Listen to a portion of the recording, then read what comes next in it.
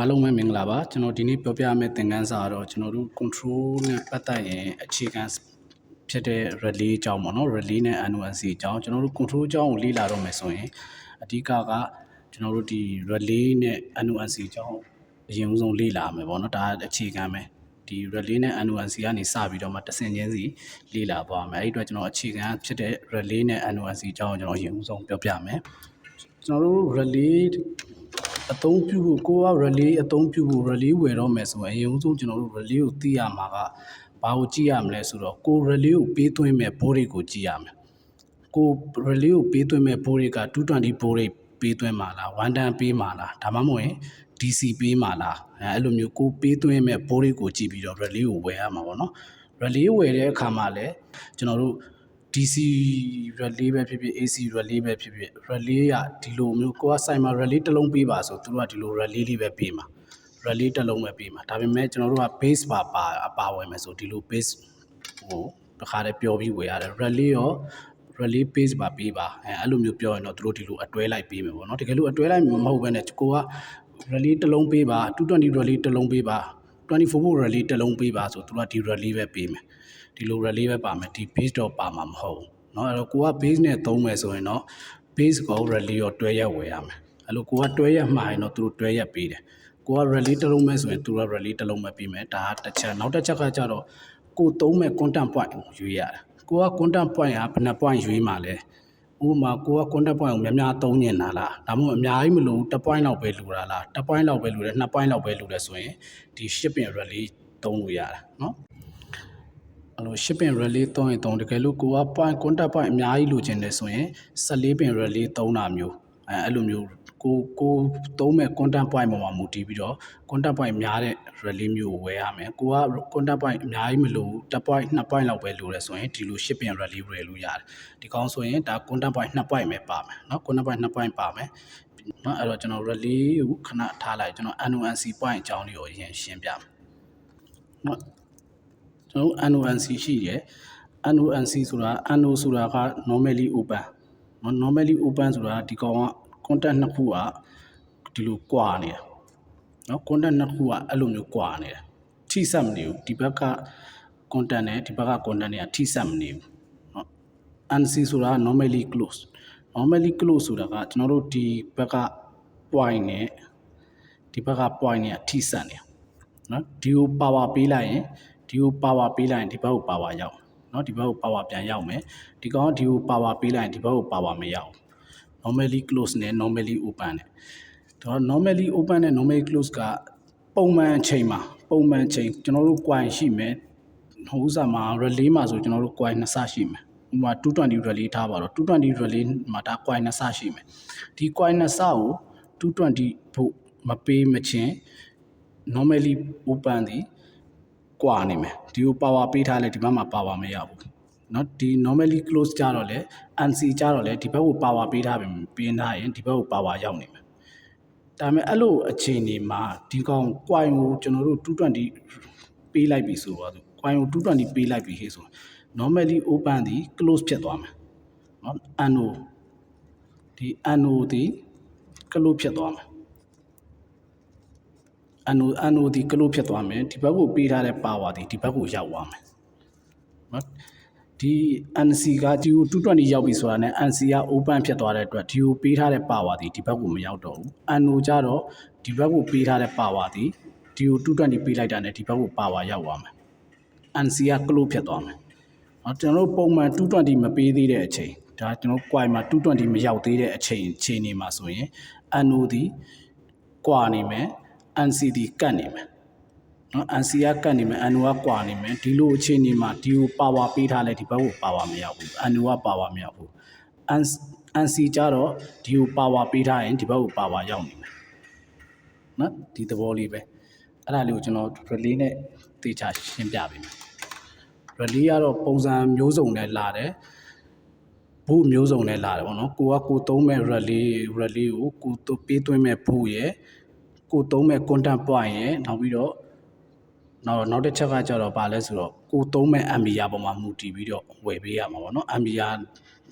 ဒါမဲ့ဒီ relay တွေကတော့တိတ်ပြီးတော့ ampere အများကြီးတော့မသုံးစေချင်ဘူးကျွန်တော်လည်း မသုံးပေါ့နော်ဒီကျွန်တော်တို့ဒီ control panel တွေမှာဆိုလဲဒီ relay တွေကသူ့ကိုလုံးအများကြီးမသုံးပေါ့နော်သူတို့ကတော့ရေးထားတာပဲဒီ relay တွေမှာတော့ရေးထားတယ်ကျွန်တော်တို့ဒီမှာဆိုရင်220 volt ဆိုရင်5 ampere အထိရတယ် DC 24 volt ဆိုရင်လည်း5 ampere လောက်ထိရတယ်ပေါ့နော်ဒါပေမဲ့ကျွန်တော်တို့ control panel တွေမှာတော့ဒီကောင်တွေကိုအဲ့လို ampere အများကြီးမသုံးသူကဒီကောင်တွေကနေမှတစ်စင် magnetic conductor ကိုမောင်းဖို့အတွက်လောက်ပဲသုံးတာဒီကောင်နဲ့ဓာတ်ရိုက်အလုံးမလုပ်ဘူးပေါ့နော်ဒီကောင်ကို magnetic conductor မောင်းဖို့အတွက်ပဲဒီကောင်ကိုလှုပ်တာ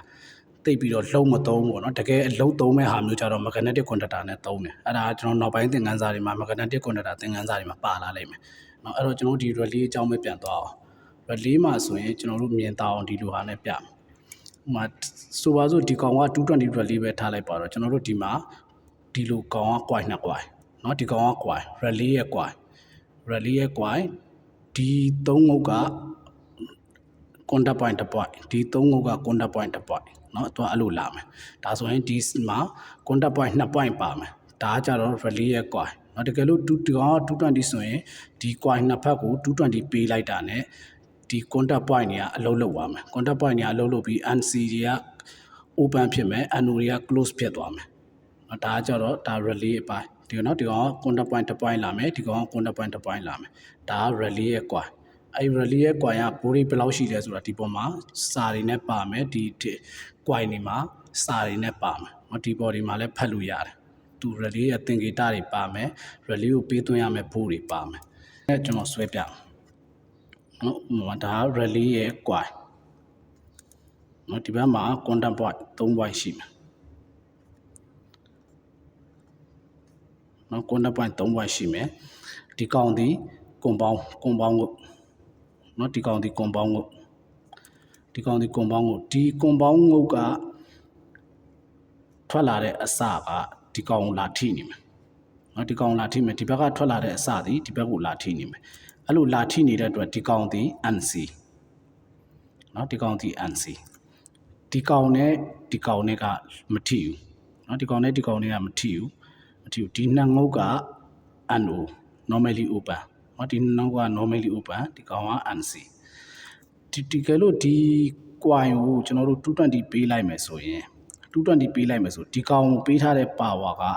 ဒီကိုရောက်သွားမယ်เนาะဒီကောင်ကိုပေးထားတဲ့ power ဒီကိုရောက်သွားမယ်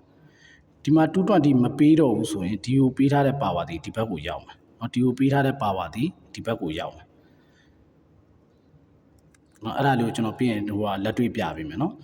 တကယ်လို့အခုကျွန်တော်တို့ဆိုပါစို့ဒီကောင်ကို220မပေးထားဘူးနော်ဒီ coil ကိုကျွန်တော်တို့220မပေးထားဘူးဒီ compound ငုတ်တုံးကို power ပေးလိုက်မယ်ဒီ compound ကို power ပေးလိုက်မယ်ဒီမှာမီးလုံးတစ်လုံးထွန်းလာမယ်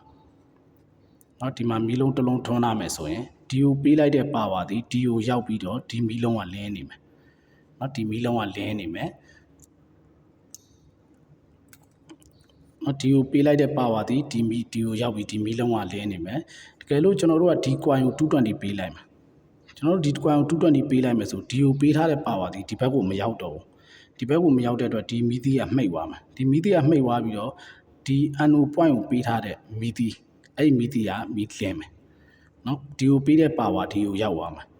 အဲ့ဒီအချိန်မှာဒီက220ကိုပြန်ပိတ်လိုက်မယ်ဟေ့ဆိုရင်ဒီကိုပေးတဲ့ power ဒီဘက်ကိုပြန်ရောက်သွားမယ်နော်ဒီကောင်နဲ့ဒီကောင်နဲ့ကိုrelay ကစားနေမှာเนาะ relay ကို power ရောက်ရင်ဒီဘက်ကိုလာကတ်မယ်ဒီ point ရဒီကိုလာကတ်မယ် relay ကို power မရောက်ရင်ဒီ point ရဒီကိုပြေးကတ်မယ်เนาะဒီ NONC နှစ် point ရအဲ့လိုမျိုးကစားနေမှာเนาะအဲ့ဒါလေးကိုလည်းကျွန်တော်လက်တွေ့ပြပေးမယ်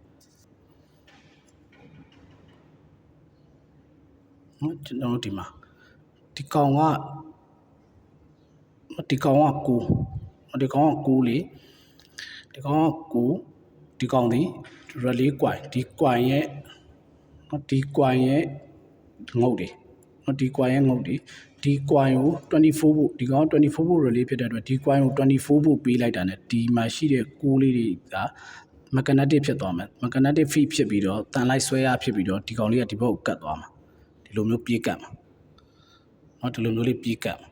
တန်လိုက်ဆွဲအားဖြစ်ပြီးလို့ကတ်သွားမှာเนาะဒီကို power ရောက်မှာเนาะဒီကို24 volt power ရောက်ပြီဆိုရင်ဒီကောင်ဒီ magnetic field ဖြစ်သွားမယ်တန်လိုက်ဆက်ကွင်းဖြစ်ပြီးတော့ဒီကောင်လေးကိုပြေးကတ်သွားမယ်အဲ့လိုကတ်သွားတဲ့အချိန်မှာ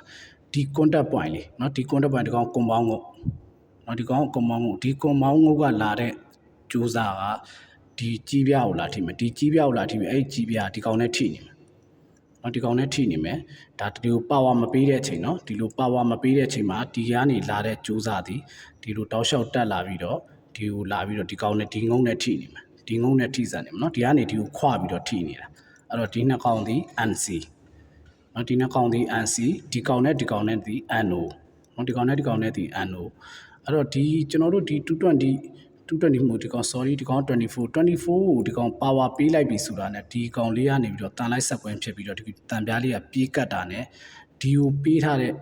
power သည်ဒီလိုစီးစင်းလာပြီးကြီးပြားလေးကဒီကောင်ကိုလာထိမယ်ဒီဘက်အတွင်းငုတ်ကိုလာထိမယ်နော်ဒီအပြင်ငုတ်ကနေကွာသွားမယ်ကွာပြီးတော့အတွင်းငုတ်ကိုထိသွားမယ်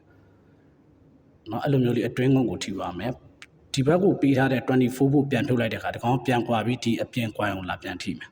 နော်အပြင်ငုတ်ကိုလာပြန်ထိမယ်အဲ့တော့ဒီနှစ်ငုတ်ကိုပါဝါပေးတာနဲ့မပေးတာနဲ့ပုံမူတည်ပြီးဒီကိုပေးထားတဲ့ပါဝါဒီကိုရောက်လိုက်ဒီကိုရောက်လိုက်ဖြစ်နေမယ်နော်ဒီလိုမျိုးလေးနော်အဲ့လိုမျိုးလေးဖြစ်နေမယ်ဒါဒီ relay တွေမှာ line neutral เนาะဒီဘက်ဆို line ကိုတစ် line ပေးရမယ်ဒီ neutral ကိုကျတော့ဒီမှာပေါင်းထားလိုက်မယ်เนาะနှလုံးလုံးရဲ့ neutral ကိုပေါင်းထားလိုက်မယ်ဒီဘက်မှာအနီတစ်လုံးအစိမ်းတစ်လုံးเนาะ line နှစ်ခုကိုကျွန်တော်ဒီကောင်ကိုခဲဆော်လိုက်မ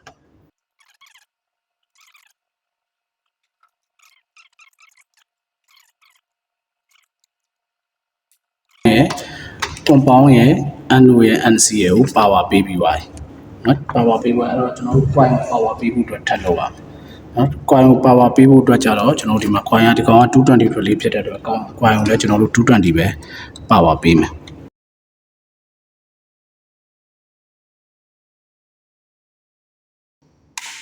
နော်ဒီကောင်ဆိုရင်မီးလင်းလာပြီဒီကောင်က NC point နော်အနီရောက်ကျွန်တော်တို့ဒီမှာ NC point ကိုပေးထားတယ်နော်ဒီကောင် NC point ကိုပေးထားတယ်ဒီကိုပေးထားတဲ့ power သည်အခုလက်ရှိ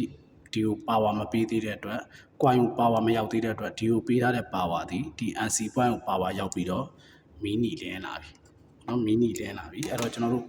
coin ကို power ပေးကြည့်မယ်နော်ကျွန်တော်တို့ဒီ coin ကို power ပေးကြည့်မယ်ဒီ220ကို power ပေးကြည့်မယ်ဆိုရင်နော်220ကို power ပေးလိုက်220ကိုဒီကို power ရောက်တာနဲ့ဒီနှစ် coin ကို power ရောက်တာနဲ့ဒီကိုပေးထားတဲ့ power သည်ဒီ NO point ကိုရောက်လာမယ် NO point ကိုရောက်လာပြီးတော့ဒီ NC point က open ဖြစ်သွားမယ်เนาะအဲ့တော့ဒီ NO point မှာသုံးထားတဲ့ mini ဒီမှိတ်သွားမယ်မှိတ်သွားပြီးတော့ဒီ NO point မှာ NC point မှာသုံးထားတဲ့ mini ဒီပိတ်သွားမယ်ပိတ်သွားပြီးတော့ NO point ကိုသုံးထားတဲ့မီးစိမ်းရောင်ဒီဒီမှာလင်းသွားမယ်เนาะဒီမှာဒီကို power ရောက်နေပြီเนาะဒီကို power ရောက်နေတဲ့အတွက်ဒီကိုပေးထားတဲ့ power ဒီ NO ကတ်သွားတယ် NO ကတ်ပြီးတော့မီးစိမ်းလင်းလာမယ်အခုဒီကိုပေးထားတဲ့ power ကိုကျွန်တော်ပြန်ပိတ်လိုက်မယ်เนาะဒီကိုပေးထားတဲ့ power ကိုပြန်ပိတ်လိုက်တဲ့အခါမှာဒီကိုပေးထားတဲ့ power ဒီ NC ပြန်ဖြစ်သွားတယ်เนาะ normally close ပြန်ဖြစ်သွားတဲ့အတွက်ဒီကို power ရောက်သွားတယ်เนาะပြန်ဖွင့်ကြည့်မယ်ဒီကို coin power ပြန်ပေးကြည့်လိုက်เนาะ coin power ပြန်ပေးလိုက်တာနဲ့ဒီကိုပေးထားတဲ့ power ဒီဒီကိုရောက်မယ်ရောက်ပြီးတော့အစိမ်းရောင်ပြန်လင်းမယ်เนาะ NO ဒီ close ဖြစ်သွားတယ် NC ဒီ open ဖြစ်သွားတယ်เนาะအဲ့တော့ coin ရဲ့ NO NC ပေါ်မှာမူတည်ပြီးတော့ကိုကြိုက်ကိုချဲ့ပြီးတော့လုံးရင်လုံးသူတို့အများကြီးလုပ်လို့ရတယ်ပေါ့နော်အဲ့ဒါလေးကျွန်တော်ပြီးတော့ဒီကောင်ကြီးကဘာလုံးလိုမျိုးကျွန်တော်တို့ဒီ drawing လောကမှာဆိုဘာလုံးလို့ရလဲဆိုတော့ဒီ NONC ပေါ်မှာမူတည်ပြီးတော့ကျွန်တော်တို့အခုဆိုရင် power station တွေဆင်နေရတယ်ပေါ့နော် power station တွေဆင်တဲ့အခါမှာဒီ NONC point နဲ့ဒီ relay တစ်လုံးလောက်ကိုအသုံးပြုပြီးတော့ကျွန်တော်တို့ဒီ bypass စနစ်ထည့်လို့ရတယ်ပေါ့နော် bypass စနစ်ထည့်လိုက်ရင်ဘာကောင်းသွားမလဲဆိုတော့ဥပမာဒီ